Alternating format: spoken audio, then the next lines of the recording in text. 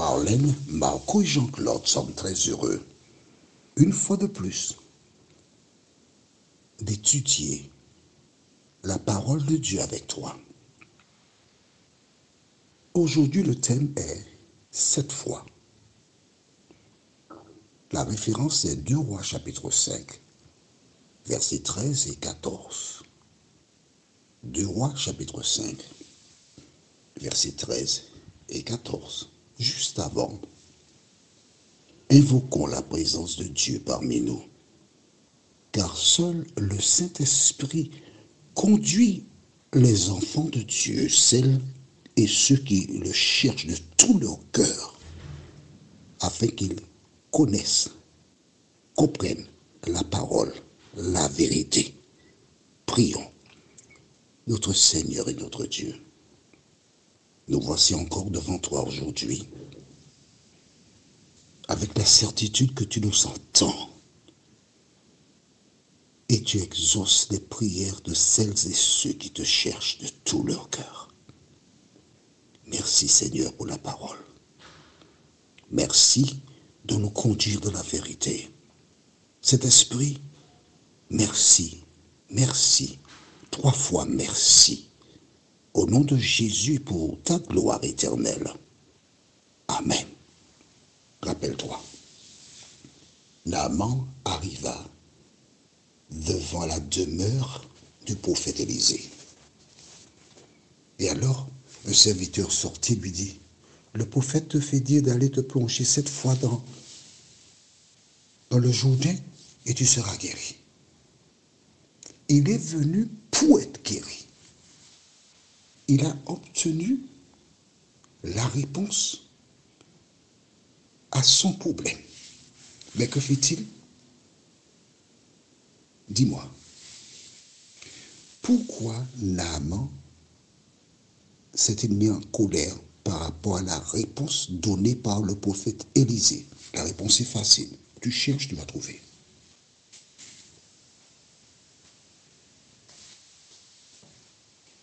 Pour celles et ceux qui sont nouveaux, nous sommes à l'université. Donc il y a des questions et tu as la responsabilité de réfléchir, d'analyser et de trouver la réponse. Aucune question n'est difficile. C'est l'entraînement qui te permettra de comprendre. Pourquoi Naaman est-il en colère?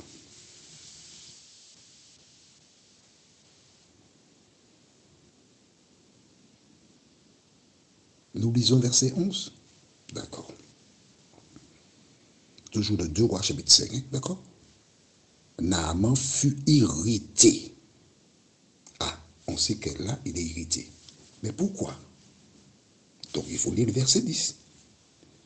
Élisée lui fit dire par un messager, va et lave-toi 7 fois dans le Jourdain. Ta chair redeviendra saine et tu seras pur.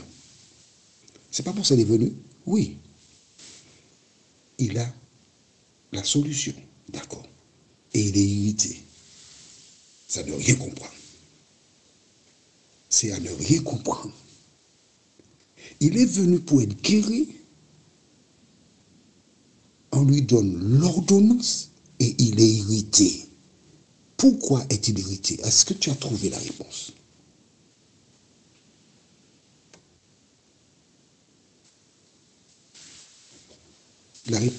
La réponse vient de qui? D'Élisée. Qui est Élisée? Le prophète de l'Éternel qui est à Samarie. On est d'accord? Et c'est lui qui a la solution. On est d'accord? Donc en fait, c'est la parole de Dieu. On va dire ça comme ça. D'accord? Et la parole de Dieu pour la guérison de Naaman lui est donnée. Et que répond-il? On va aller d'abord, bon, sa perception. Mais après, il dit au verset 12, les fleuves de Damas, la Bana et le Parpar ne valent-ils pas mieux que toutes les eaux d'Israël? Ne pourrais-je pas m'y laver et devenir pur? Et il s'en alla, retournait et partait avec fureur. Il était, aux Antilles, quand on est comme ça, il était enragé. Il n'est pas question que tu ailles te baigner, mais bien te plonger 7 fois dans l'eau du Jourdain. Et quand il parle de ces fleuves-là, il est en train de mettre en doute la parole qu'il a reçue. Et d'où sort le doute, dis-moi. Tout ce qui est écrit dans le cahier, il a douté. Très bien, 10 sur 10. Si tu n'as pas marqué cela, tu as 0 sur 10. Il n'y a pas de demi-mesure, c'est soit tu as 10 ou bien tu as 0. Il n'y a même pas 9,5, figure-toi. Il a douté. Et qui l'incite à douter? Le même diable qui incita Ève à douter dans le jardin d'Éden, c'est lui. Le diable ne veut pas qu'il soit guéri. Doute. Qui est-ce qui ne veut pas que toi-même tu sois sauvé? Le même diable qui te fait douter de la parole de Dieu, son travail. Et il s'en allait, en colère, furieux, enragé. Alors, lisons le verset 13. Mais ses serviteurs s'approchèrent pour lui parler et ils dirent, stop, les serviteurs vinrent pour lui parler. Que diront-ils? Soit ils sont au service de Dieu, ou soit ils sont au service du diable. En même temps, nous découvrirons comment nous exprimer quand il y a la colère. Que dirent-ils? Mon père, aïe, aïe, aïe, aïe, aïe, aïe, aïe, aïe, aïe. Les serviteurs, ils vont l'amadouer. Ils vont l'appeler mon père. En quelque part, comme il les a achetés, ils sont sa propriété, il pourrait l'appeler maître. Parce qu'ils sont des objets. Ils sont achetés des esclaves, maîtres. Mais il le met au-dessus de cela. Il va lui dire qu'il le considère. Il va lui dire qu'il l'aime. Il va lui dire, nous voulons que tu nous écoutes. Papa, si le prophète t'eût demandé quelque chose de difficile, ne l'aurais-tu pas fait? Combien plus dois-tu faire ce qu'il t'a dit? Lave-toi et tu seras pur. Amen, amen, amen. Tu te rappelles, nous avons vu dans Nombre 22 comment Dieu a utilisé une ânesse pour parler à Balaam. Tu t'es pas encore là? Eh bien, marque dans ton cahier. Nombre 22. Là, Dieu éternel qui aime Naaman va utiliser les serviteurs pour lui parler. Comment ont-ils parlé? Comment ont-ils parlé? Ils n'ont pas dit père. Ils ont dit mon père, mon possessif, article possessif, mon papa. Ils ont dit mon père, mon papa. Vois-tu, lorsque tu es dans une relation, tu es marié, et tu vois que ton épouse, elle monte au firmament, elle est en colère, elle est furieuse. Que dois-tu faire? Regarde, ils ont écouté Naaman. Et lorsqu'il y a eu un petit répit, verset 13 au 4, le début, mais ses serviteurs s'approchèrent. Ils n'étaient pas très loin. Ils ont arrêté les chars et puis ils sont venus près de lui. Et ils ont parlé avec douceur, avec amour. Mon père, lorsque tu as un conflit et tu vois que l'autre est en colère, approche-toi lentement. Et puis tu lui parles avec douceur. ma chérie, puis-je te parler, s'il te plaît? Tu ne lèves pas le ton. Elle continue de parler fort. Mon cœur, je souhaiterais te parler, s'il te plaît. Ne monte pas au même niveau qu'elle. Et quand ils ont parlé à Naaman, qu'est-ce qui s'est passé?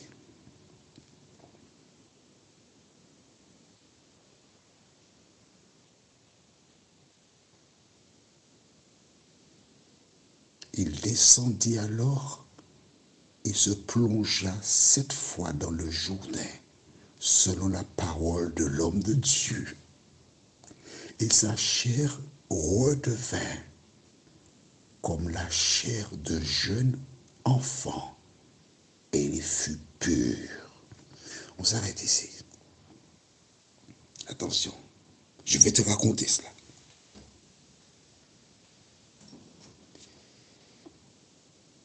Les serviteurs lui dirent, mon père, si tu avais demandé quelque chose de difficile, chaque année, à période de Pâques, je vois des hommes qui se font crucifier sur une croix le vendredi saint. Quand je regarde ça, j'ai mal. Le clou entre vraiment dans la main de l'homme. Il est crucifié sur une croix. Il saigne. Et ces personnes qui font cela ont la certitude qu'en se faisant crucifier, cela contribue à quelque chose. Une souffrance pour le salut. Et quelles que soient les choses difficiles que l'on demande aux gens, ils sont prêts à le faire. Naaman lui aurait dit, il te faut donner 20 000 pièces d'argent. Il aurait donné l'argent. Et vois-tu, le salut est accessible à tous. Alors voici Naaman qui arrête son char. Et quand il enlève les vêtements, certains vêtements, pas tous, il entre dans le Jourdain. Et il y a la vase. Et quand son pied rentre dans la vase, il y a l'odeur qui monte à ses narines. Le deuxième pied, l'odeur des grenouilles qui sortent de l'eau. Parmi les serviteurs, il y a certains qui se moquent, qui rient sous cap. Naaman se retourne, il veut sortir, il dit non, je sors de cela. Mais les autres lui disent, mais non, continue. Et lorsqu'il arrive à une certaine hauteur, il plonge une première fois, il sort. La lèpre est toujours là. La suite, nous la verrons dans l'étude la prochaine fois. Prions. Seigneur, quel bonheur pour nous de t'avoir. Naaman repartait. Il avait rejeté la parole. Mais tu as permis que les serviteurs reviennent à la charge. Et le Saint-Esprit a convaincu Naaman qu'il fallait descendre et se plonger 7 fois dans le Jourdain. Seigneur, en dehors de cet audio, permets que celles et ceux qui écoutent et qui sont encore là, indécis, elles fassent une expérience avec toi et qu'elles soient convaincues qu'elles doivent obéir à la parole. Merci Seigneur, au nom de Jésus, pour ta gloire éternelle. Amen. Notre prochaine étude sera sur Je reconnais 2 Rois 5, versets 15 et 16. 2 Rois 5, versets 15 et 16. Il me tarde de te retrouver.